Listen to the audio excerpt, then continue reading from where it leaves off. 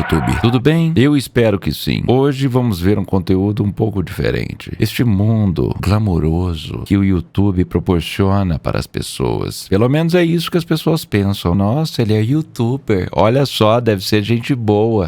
Esse vídeo é o YouTuber que surtou dentro de um mercado. Não é um surto comum. É algo um pouco mais complexo que isso. Se é que existe surto comum. Enfim, vamos reagir aqui a mais um vídeo do Sombras Criminais, o canal do Drake. Bom, não deixe de curtir, comentar e compartilhar. E se você quiser assistir sem as minhas pausadas, vai lá no canal Sombras Criminais, que tem uma playlist bem legal pra vocês verem aí pela narração do Drake, tá bom? Vambora. Na madrugada do dia 8 de junho de 2017, um jovem funcionário de um supermercado entra no estabelecimento fora do horário comercial. O objetivo de Randy Stair era apenas um: invadir aquele mercado e disparar 59 tiros usando uma espingarda que ele trouxe escondida dentro da sua mochila.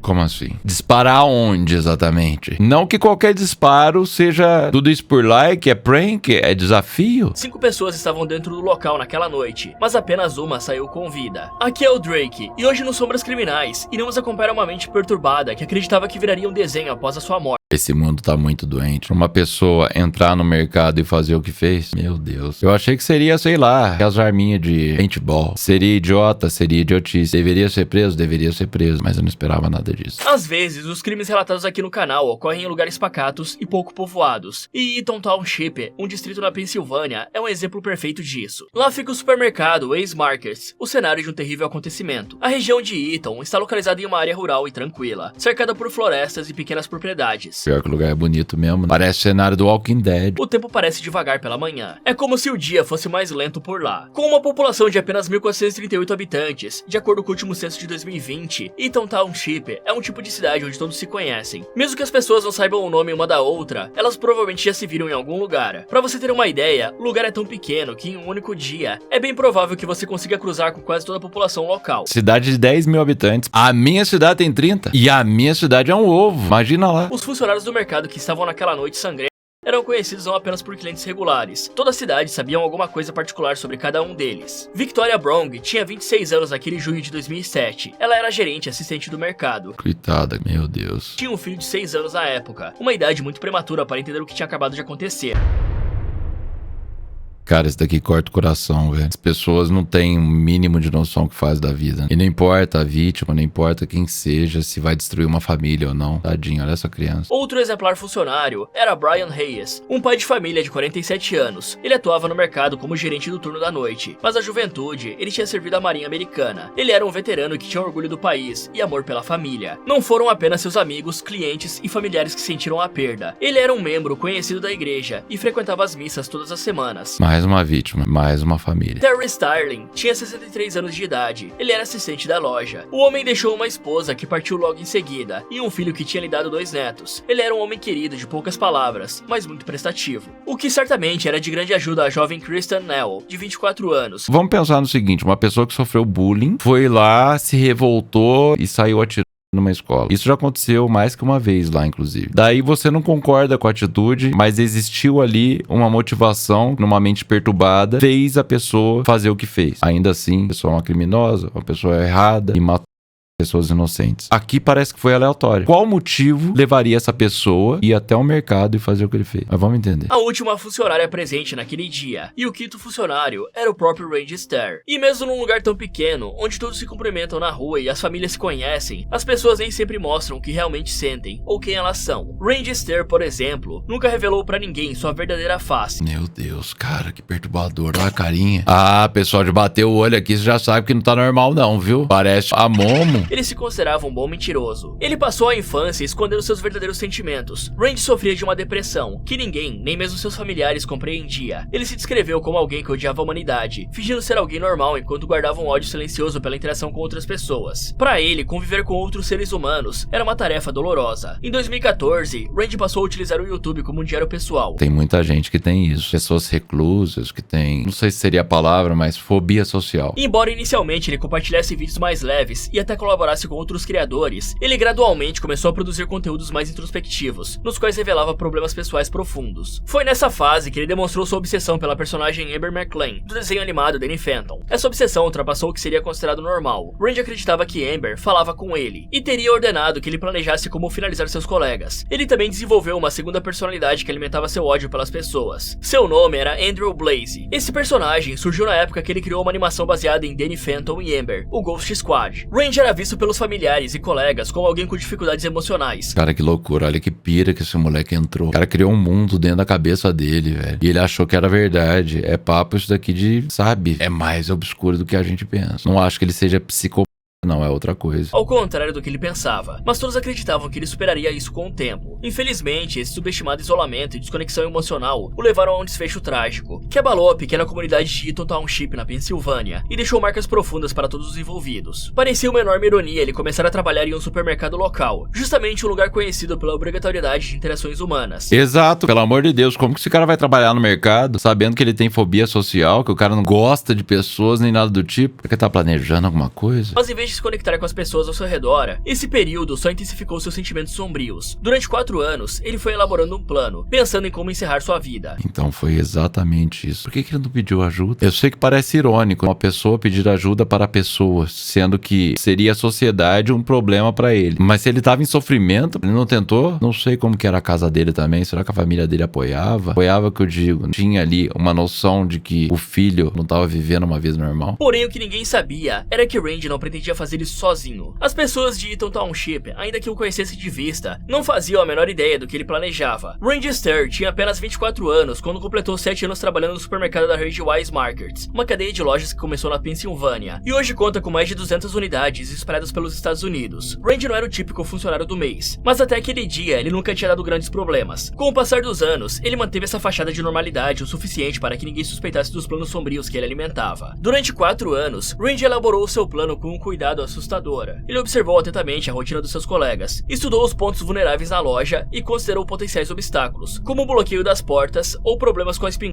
que ele planejava usar. Tem comentário aqui do chat falando que ele tem cara de incel. Será? Aqui seria aquela palavra que foi pra todo mundo na defesa civil, misantropia. Rapaz, eu acho que ele não era só incel, não. Era a raiva da humanidade mesmo, independente se é mulher ou homem. Falhar não era uma opção. A rotina de Randy tinha detalhes alarmantes. Ele sorria enquanto conhecia mais seus colegas de trabalho e explorava as limitações de cada um. Enquanto os dias passavam, Randy pensava no salário ou nas contas que precisava pagar. Então, 4 meses antes de realizar seu plano, sua única ambição era descobrir como realizar seu objetivo sem chamar atenção. De fevereiro a maio de 2017, Randy contava os dias e tinha dificuldade em descobrir quando iria agir. Para Randy, os 4 anos de planejamento e observação era uma preparação. Então não foi tão aleatório assim, foi um crime premeditado, pensado e planejado durante 4 anos. Isso daqui é o significado de premeditação mesmo, é literalmente isso. Ele conhecia o layout da loja e as rotinas dos funcionários com precisão. Sua ansiedade aumentava à medida que o dia do ataque se aproximava. Em 11 de maio, ele escreveu que estava eufórico, sem conseguir esconder a felicidade que sentia por finalmente ver o plano ganhando forma. Cara, que negócio monstruoso. O cara conseguir ficar eufórico, ficar feliz com um negócio desse. Ele colocou na cabeça que precisava definir quais materiais usaria para conter a correria no interior da loja, estabelecer um horário de mais calmaria e quando os colegas estariam próximos um dos outros, e não teriam tempo de reagir ou fugir dos disparos. Ele também definiu o que faria logo em seguida. Randy tinha um plano A, mas também tinha um B e o C. Ele tinha praticamente um alfabeto inteiro de planos, mas quanto mais o tempo passava,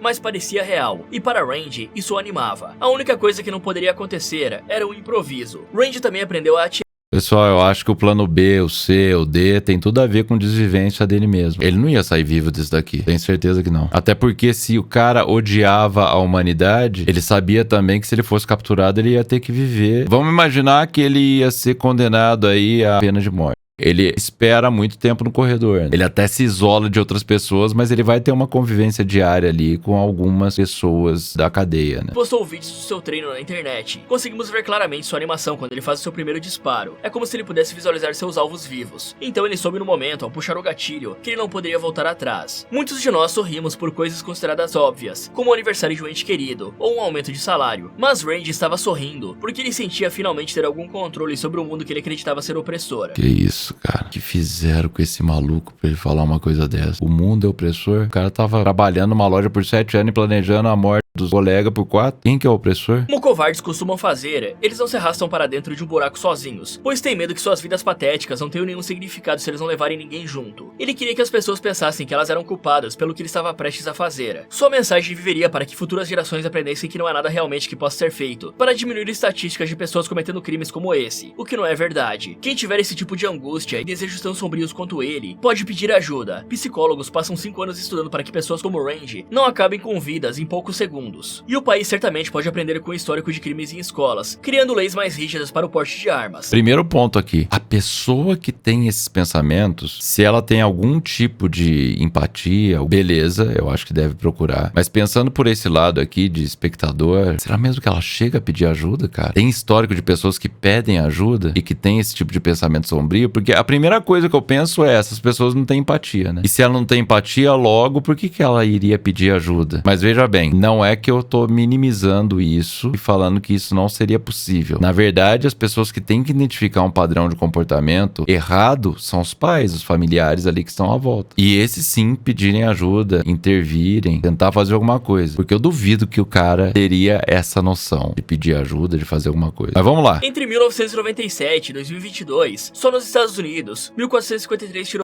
foram registrados em escolas. E em tiroteios com múltiplas vítimas, como no caso do Randy, 122 crianças foram eliminadas. Dizer que não há nada a ser feito sobre esse panorama é o mesmo que dar razão para o Randy. Exatamente. Eu acho que precisa ser identificado da base. Os pais, a família, a escola, precisa, cara, ter atenção em pessoas também, porque depender exclusivamente delas mesmas, terem aí uma reflexão, despertar e procurar ajuda, é apostar muito alto, né? Um jovem que decidiu que o mundo era cruel demais sem perceber que ele era cruel demais para o mundo. Mas a verdade, isso era algo que ele sabia, já que ele mesmo catalogou cada parte do seu plano e divulgou vídeos misteriosos que indicavam que os dias até o incidente estavam se aproximando. Ele postou um vídeo dias antes com um compilado de imagens estranhas que mostravam seu comportamento quando todos não estavam olhando. O vídeo parecia uma despedida ou um grito de socorro. Ele acreditava que estava fazendo parte da história, mas ele estava apenas mostrando ao mundo quem ele realmente era. Muitas imagens aleatórias diziam nada com nada. É um sinal. 24 horas antes de efetuar os disparos, ele postou uma foto no local de trabalho, às 2h10. No dia seguinte, a essa mesma hora, o local estaria tomado por sirenes. 2 horas antes de sair de casa, Randy enviou um e-mail para uma atriz que tinha dublado a personagem que ele tinha criado na animação Ember Ghost Squad, agradecendo-a pela colaboração e informando que estaria morto até o fim daquela leitura. 1 hora depois, ele saiu de casa para cumprir o seu turno noturno no Waze Markets, como fazia regularmente, sem levantar nenhuma suspeita. Ele chegou ao mercado por volta das 11 horas, pouco antes do horário de fechamento. Lá dentro, 4 funcionários estavam arrumando as prateleiras para o dia seguinte. Para muitos funcionários do Waze Market, esse é o melhor horário para trabalhar. Olha só, é o horário perfeito mesmo, não tem fluxo de cliente. As pessoas que estão ali com ele são plantonistas noturnos, então ele teria alvos fáceis para fazer o que ele foi fazer. Coitado dessas pessoas, cara, ainda tem que trabalhar de madrugada, fazer tudo isso e correr um risco gigantesco com a própria vida. Nesse caso aqui não foi nem risco, não tinha que ser feito. Sem filas quilométricas e sem clientes gritando pelos corredores. Mas é um trabalho solitário. Pra quem tem fobia social é o melhor horário mesmo, não tem que lidar com ninguém. Poucos minutos antes do crime, Randy divulgou uma série de vídeos onde expôs com frieza e tranquilidade suas intenções e motivações. Cara, ele postou horas antes do crime e ninguém viu. Eu imagino que o canal não era grande. Ele não tinha um fluxo de pessoas acompanhando e tal, e cagaram pra isso. Sua calma ao descrever o ato chocou muitos, pois ele falava como se estivesse discutindo um assunto cotidiano, sem demonstrar arrependimento ou um pingo de humanidade. Mas até aquele momento, ele fez o que sempre fez, cumprimentou os colegas e seguiu para a área de descanso dos funcionários. De forma discreta, Randy fechou uma das saídas de emergência nos fundos da loja, completando uma primeira etapa do plano que ele tinha elaborado nos últimos meses. Meu Deus, não ia ter chance de sair lá por trás. Ninguém estava na mente do Randy, mas provavelmente ele imaginou que seria mais fácil efetuar os disparos quando todos estivessem reunidos na sala. Com o bloqueio, ele teria tempo para alvejá-los, e Randy estava com 2 espingardas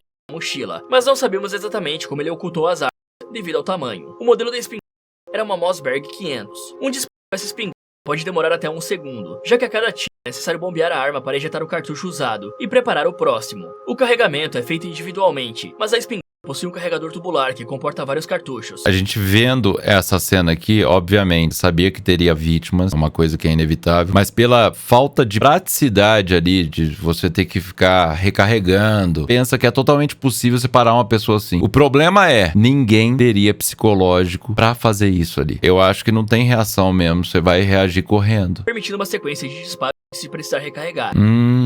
entendi agora. Meu Deus, ele pensou até nisso. 1h10 após chegar, ele postou os vídeos que produziu dias antes, especificando o que faria e como faria. O primeiro vídeo postado foi chamado apenas de diário, contendo a descrição do dia em tempo real, suas motivações, como ele teve a ideia e o que queria comunicar com o seu ato. Será que ele colocou pra postar o vídeo programado ou ele literalmente postou horas antes? Porque às vezes ele só programou o vídeo pra postar depois, né? Em seguida, ele postou um outro vídeo, com o nome que está na tela. O último vídeo que encerrava sua carreira digital se chamava Conjunto Digital. Todos os 3 vídeos continham confissões sobre o seu crime. Randy sabia que ao compartilhar esses vídeos, o tempo estava contado até que a polícia fosse acionada e ele fosse interrompido. Então foi antes mesmo. Mas é meio que assim, um desafio pra mente dele. Eu vou postar e vou sair correndo. E foi o que ele fez. Por isso ele tinha pressa para agir e finalizou os últimos preparativos com cuidado. Ele andou devagar até os fundos da loja e trancou manualmente a saída. E aí ele se dirigiu até a entrada e bloqueou as portas automáticas da loja usando os códigos que tinha memorizado, garantindo que os funcionários não teriam para onde escapar. Em um dos vídeos mais longos, Randy expressa com clareza que tinha pleno conhecimento de quem estaria na loja naquela noite e como cada passo do plano deveria ocorrer. Olha aqui o desenho. É como se fosse a ídolo. A ídola. Existe essa palavra? É a ídola dele. Esse desenho. Finalmente, com todos presos no supermercado, Randy retira apenas uma das espingardas da mochila e começa sua caçada pelos corredores. Imagina esse momento, o desespero das pessoas que estavam lá. De ver esse cara marchando em direção a eles, assim. E eu acho que ninguém acreditou em primeiro momento até ouvir o primeiro desespero. Porque é muito surreal. Uma pessoa que trabalhou 7 anos no mercado aparecer dessa forma e você acreditar que ele vai fazer alguma coisa. Eu acho que a primeira reação minha seria tentar conversar com a pessoa e falar, pô, é pegadinha? É brincadeira? Ia durar 2 segundos essa reação. Eu ia ser o primeiro. Terry Lee Starling foi sua primeira vítima, seguida de Brian Hayes. Eles não tiveram a menor chance. Coitado dos dois, cara. Tudo foi muito rápido. Os disparos ocorreram a certa distância, o que permitia que o Randy se movesse entre os corredores e efetuasse a próxima eliminação com rapidez. Kristen Neal não ouviu os disparos iniciais, porque estava ouvindo música enquanto trabalhava. Nossa, tava com fone de ouvido. E ela foi a única pessoa que sobreviveu. Aquela arma, ele consegue disparar de longe e ainda assim fazer com que ela seja letal. Qual será que é a distância? Porque, pelo jeito, ele estava transitando entre os corredores, então ele não chegou perto da pessoa para fazer o que fez. Ela admitiu que depois de um tempo, ouviu estouros semelhantes aos balões de aniversário. A câmera de segurança mostra Randy à procura de Kristen, mas por algum motivo, ele a encontrou e não atirou, permitindo que ela fugisse rapidamente dali. Por que será? Graças a Deus, não é sobre isso não. Mas curioso, eu acho que tinha afinidade com ela. Antes de se esgueirar entre os corredores, ela viu o momento em que Randy atirou contra Victoria Bronk. Essa cena a deixou imóvel por alguns segundos, sem acreditar no que tinha presenciado. Ela conseguiu chegar à entrada do mercado, conseguindo retirar o vidro que cobria a vitrine e quebrando o vidro dianteiro do mercado. Ela conseguiu escapar, escondendo-se atrás de um arbusto, e foi lá que ela ligou para a polícia. Meu Deus, galera. Sabe o que me leva a pensar porque ele poupou a vida da Randy? Porque ele a via também como uma pessoa introvertida. Sei lá, eu tô fanficando isso na minha cabeça. Eu tô realmente imaginando qual contexto ele pouparia ela. Mas eu acho que seria esse. Enquanto esperava a chegada dos policiais, Randy atirou botijões de gás na tentativa de causar uma explosão, o que felizmente não deu certo. Ele também disparou contra os corpos e quebrou parte da loja. Nesse ponto, parecia que ele não seguia mais um plano específico. Em vez disso, ele estava prolongando a conclusão inevitável. Ele parecia enrolar a última parte do seu propósito. Quando a polícia finalmente chegou, as sirenes não incomodaram os vizinhos. Os 59 disparos já tinham feito isso. Randy, em silêncio, virou a espingarda contra si. Pior que você fala assim, poxa, menos mal esse cara conseguiu ali se desviver. Mas é péssimo isso. Porque seria muito, muito penoso pra vida desse cara ele viver numa prisão e ter que conviver com o que ele fez. Não que ele tivesse algum tipo de remorso, mas saber que ele não executou e ele não conseguiu ali concluir o plano dele seria a pior das punições pra esse cara. Seria muito ruim. Esse cara planejou por 4 anos. Ele deveria ter sido capturado vivo. Ainda que eu julgue quase impossível isso devido às circunstâncias. Eu acho que a polícia já foi lá pra abater ele, porque não tem como você negociar ou tentar algemar um cara desse. A segunda espingarda, trazida por precaução, não foi usada em nenhum momento. Das 5 pessoas naquela noite, por algum motivo, apenas Kristen Neal saiu com vida. Randy Stair não tinha planos de se entregar e nem deixava dúvidas sobre as suas intenções. Ele não deixou nada além dos vídeos que publicou online. Todas suas motivações e pensamentos finais foram expostos digitalmente. Quem teve acesso momentos antes do disparo já sabia como aquela noite terminaria. E ninguém falou nada. Tem muita gente nos Estados Unidos, não foi uma, não foi duas, não foi 3 vezes. Foram várias vezes em que streamers, pessoas que estavam fazendo live ou algum tipo de vídeo e que foram interrompidas pela própria SWAT, inclusive, de ter a casa invadida. E nem todas eram, de fato, sinais de ameaça. Por exemplo, tinha pessoas que interpretaram como algo ruim acontecendo. Vizinhos que viram um player jogando Counter-Strike. Teve um que foi assim. E depois o cara tava comunicando com o squad dele, falando, olha, vai lá, mata. Fazendo isso, só que o vizinho ouviu. Denunciou, a SWAT estava na porta ali depois de minutos. Eles levam muito a sério esse tipo de denúncia, muito a sério esse tipo de fumaça. Por que aqui esse cara conseguiu postar e ninguém viu e ninguém falou absolutamente nada? É muita loucura. Após o crime, a polícia conseguiu rastrear o perfil de Randy, que continha as mensagens e os vídeos explicando o ataque, além de postagens que deixavam claro o desejo de homenagear outros criminosos, como os atiradores de Columbine, Dylan Klebold e Eric Harris. Monstro. Olha de quem que esse cara era fã. Dessa dupla criminosa, Randy provavelmente descobriu como um bom planejamento faria diferença no seu plano, e o uso de bombas em Columbine parecia semelhante à explosão que ele tentou desencadear no mercado. Os policiais também foram à sua casa, onde encontraram munição de espingarda, óculos de tiro e protetores auriculares. Eles também encontraram uma coronha e um manual de usuário, já que nos Estados Unidos você consegue adquirir uma arma como se fosse um eletrodoméstico. Vocês botam fé nisso? Daí você vai ter muita gente levantando isso daqui como, nossa, mas isso daqui é a liberdade. Meu irmão, eu sei que é uma coisa muito difícil você lidar com segurança, seja onde você estiver, tá? Não é seguro. Uma pessoa que quer fazer maldade, ela vai conseguir. E é muito revoltante também, sabendo que, por exemplo, criminosos têm acesso a arma. Independente se é nos Estados Unidos ou é aqui no Brasil. Essa pessoa, ela vai se sentir no direito de falar, poxa, eu queria também ter uma chance de me defender, eu quero ter arma em casa. Partindo desse princípio, você vai levantar uma discussão aqui que a gente ficaria 5, 10 horas discutindo sobre isso daqui. O que acontece lá nos Estados Unidos é discrepante. Você saber que esse cara consegue, uma pessoa que não tem aí nenhum tipo de estabilidade emocional, consegue comprar uma arma numa loja de conveniência, velho. Randy cultivava uma presença online que atraía um pequeno grupo de seguidores, cerca de 428 pessoas inscritas no seu canal. E ele compartilhava detalhes da sua vida, suas frustrações e seu sofrimento. O conteúdo dele mudou ao longo dos anos, passando a adotar um tom mais sombrio, mas existe uma cultura de separar as pessoas que estão na frente das câmeras de quem elas realmente são. É compreensível que Randy fosse para muitos apenas mais um jovem que mudaria com o tempo, apesar dos seus 24 anos e nenhum progresso. Pelo amor de Deus, velho, você imagina que pessoas na adolescência você busca algum tipo de evolução. Se você vê a pessoa se esforçando, agora com 24 anos, o cara não mudou nada. Eu não sei se regressão é a palavra, mas foi ladeira abaixo. Você vê o cara se tornando ainda mais e mais sombrio, não tem esperança pra uma pessoa que não tá sendo auxiliada aqui psicologicamente. E o Randy, na verdade, parecia piorar a cada ano. Seus vídeos finais, incluindo um com 42 minutos de duração, não eram tão abstratos assim e tinham um tom confidencial. Em um deles, Randy faz pose com armas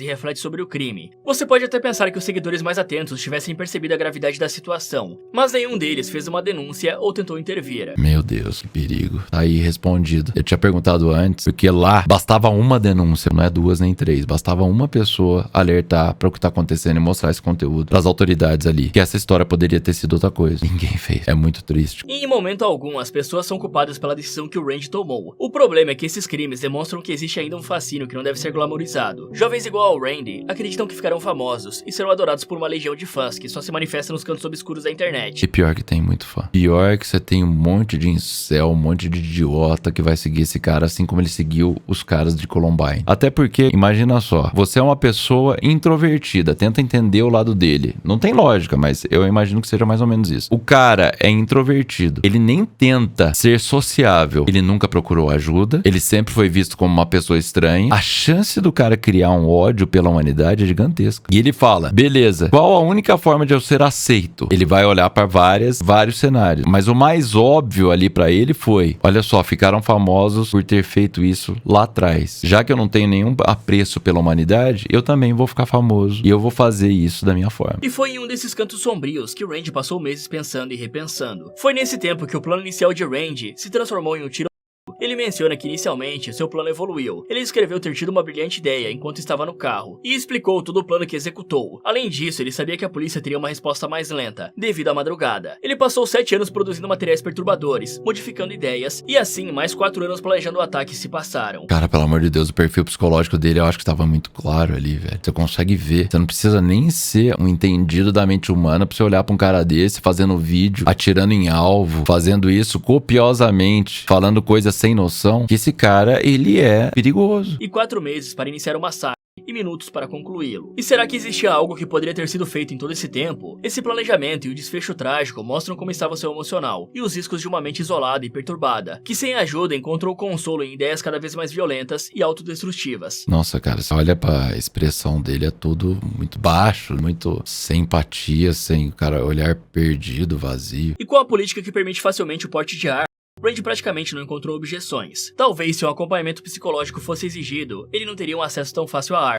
E com uma audiência que parecia interessada no que ele tinha a dizer, o cara encontrou uma plateia. Já o Ace Markets, onde o ataque aconteceu, reabriu suas portas apenas uma semana depois, em 14 de junho de 2017. Eles trocaram o vidro destruído na fuga da única sobrevivente. Cara, 2017, velho. Cara, não tem uma década isso. Olha que loucura. E toda a estrutura interna foi renovada, como se o massacre não tivesse deixado nenhuma marca permanente ali. Eles removeram as prateleiras, refizeram as paredes com um novo revestimento cerâmico e pintaram todo o local, com uma cor que parecia diferente da usada anteriormente. Muitos moradores de Eaton Township questionaram essa decisão, considerando o trauma que o crime tinha deixado na comunidade. Cara, é complicado, mas o que tem a ver o mercado com isso? No final das contas, por que você não vai reabrir? É muito trágico. Se eu fosse dono, eu fecharia de vez, mas ainda assim é um estabelecimento de necessidade pública. Para eles, aquela loja nunca mais seria a mesma, e por muito tempo, o incidente seria lembrado como uma parte sombria da história local. Com certeza absoluta, ninguém esqueceu disso lá, até porque é uma cidade pequena. Enquanto outros moradores admitiam que a melhor decisão era manter as portas abertas. Dessa forma, Randy não triunfaria. Era como se a cidade toda se reunisse para dizer que, apesar da dor, ele não tinha conseguido tirar o sono deles por muito tempo. Os efeitos do incidente pareciam esquecidos aos poucos. O caso não recebeu cobertura da mídia na época, se escondendo entre os casos mais famosos que ocorreram naquele mesmo ano. Randy certamente era um rapaz que precisava de limites. Quando não estabelecemos barreiras claras, comunicamos aos mais jovens que eles podem tudo. Talvez se o Randy tivesse buscado ajuda, talvez eu não estivesse contando essa história hoje, mas nós nunca saberemos. Só que quem carrega o fardo dessas perguntas sem resposta são principalmente os familiares das vítimas, toda aquela pequena cidade e a única sobrevivente. Cara, com certeza, é um trauma muito grande. Esse cara não tirou 3 vidas ali, ele tirou inúmeras vidas. Todos esses tinham filhos, o senhor lá tinha netos. Você mexeu com a estrutura familiar inteirinha. O filho de Victoria, hoje aos 13, vive em uma família desestruturada, que aos poucos se desfragmentou. Sua avó, ainda lidando com o luto, se separou do marido, e sua tia foi embora para tentar reconstruir o que sobrou. Sem o pai por perto, restou a mãe de Victoria Bronk tirar forças para sair de uma depressão profunda e cuidar do neto. Quando ela recebeu a notícia da morte de Victoria, o seu mundo desabou. Ela queria sair da cidade também, mas conseguiu permanecer 5 anos. Em maio de 2022, ela decidiu que se mudaria até setembro do mesmo ano. E as famílias de Brian Hayes e Terry Starling certamente também nunca mais foram as mesmas. Os familiares ficaram com um peso inestimável da perda, e tentam se reerguer a cada dia. E Eaton Township é diferente de uma grande capital. Todos se conhecem, e todo dia é como reviver o dia 8 de junho. Quem também aparece para carregar o fardo dessa história, todos os anos, é Kristen New, agora com 29 anos. Ela com certeza tem aí pesadelos até hoje com o que aconteceu. Ela presenciou a amiga dela, foi a única que ela viu, porque as 2 primeiras vítimas, que é o senhor e o outro rapaz, ela não viu, ela tava de fone. Cara, imagina você ver uma pessoa na sua frente perder a vida dessa maneira. Não é uma coisa que você vai esquecer. 2 anos atrás, ela foi vista no Lazy Brook Park, um parque calmo que se tornou um refúgio e um lugar para relembrar a vida dos seus 3 colegas de trabalho. Uma vez por ano, ela carrega consigo 3 balões, escolhidos com cuidado, cada um representando um dos amigos perdidos. No primeiro balão branco, ela escreveu: "Você pode ter partido desse mundo, mas não do meu coração." Cada balão carrega uma mensagem, um pedaço de uma história interrompida, que para Kristen nunca será esquecida. Nossa, cara, que cena deprimente. Ela se tornou conhecida na comunidade e uma voz na luta contra o porte de armas no país. Como a única sobrevivente de uma das noites mais violentas da história do condado, as pessoas passaram a ouvi-la. E nos últimos anos, as pessoas começaram a armazenar mais armas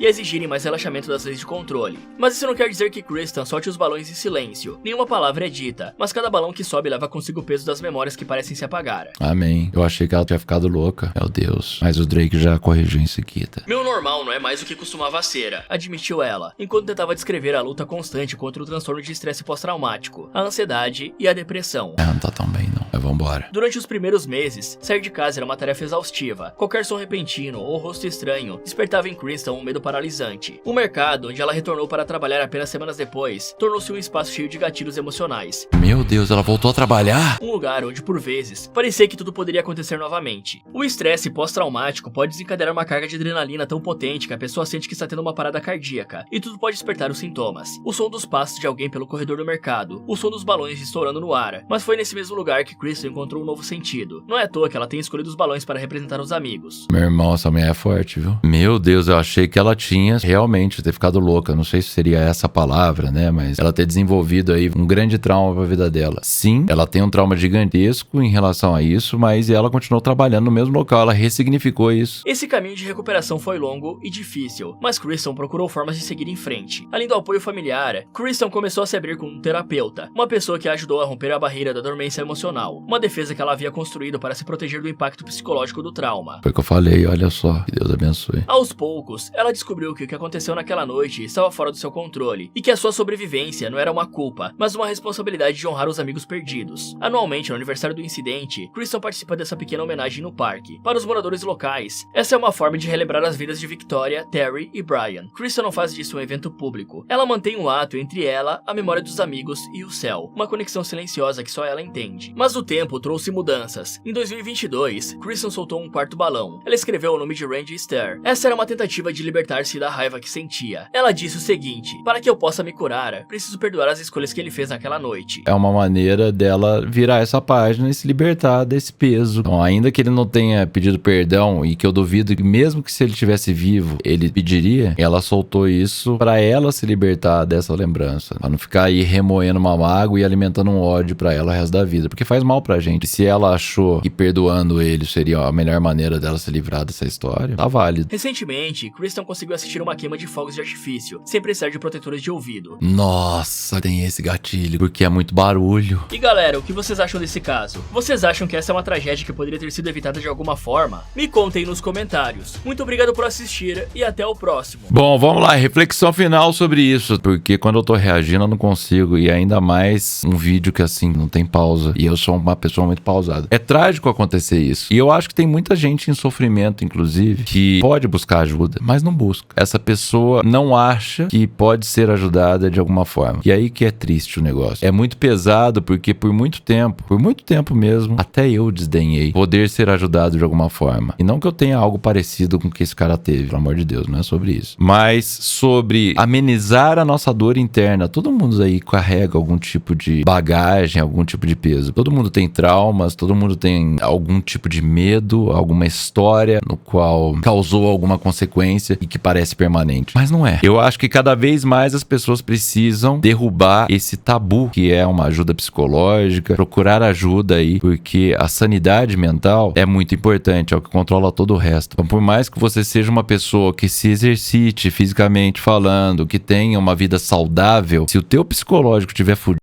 todo o resto também desanda. Então não desdenhe, não acha que é uma coisa de louco. Busque sempre ajuda, por menor que seja, que você julgue como problema ali. Busca ajuda. Até o próximo React. Não deixe de curtir, comentar e compartilhar.